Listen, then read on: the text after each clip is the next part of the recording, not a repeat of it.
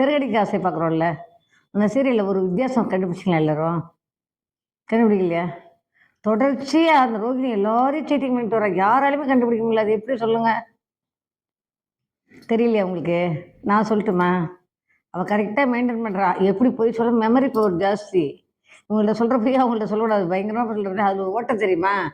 ஒருத்தன் இவள பிளாக்மெயில் பண்ணிட்டு இருந்தான்ல. அவன் திடீர்னு காணாம போயிட்டான். திடீர்னு 2,00,000 கேட்டான். திடீர்னு காணாம போயிட்டான். அவன யாராவது கண்டுபிடிச்சாங்களா? சரி அத அப்படியே விட்டாங்க விடுங்க.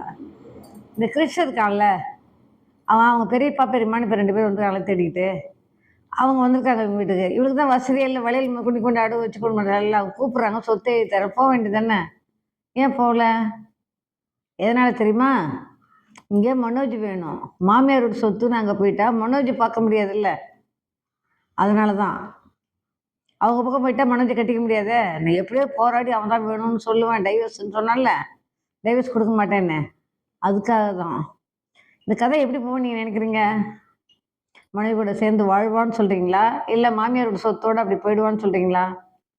குழந்தை இல்லாதவங்க இந்த கிறிஸ கூட்டி போய் வளர்த்துட்டா விட்டுருவாளா இவ?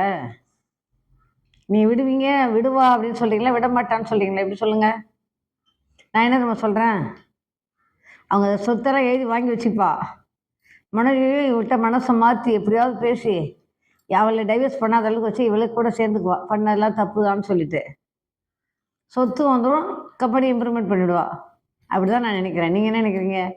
சொல்லுங்க. மறுபடியும் நாளைக்கு பார்க்கலாம். பாய்.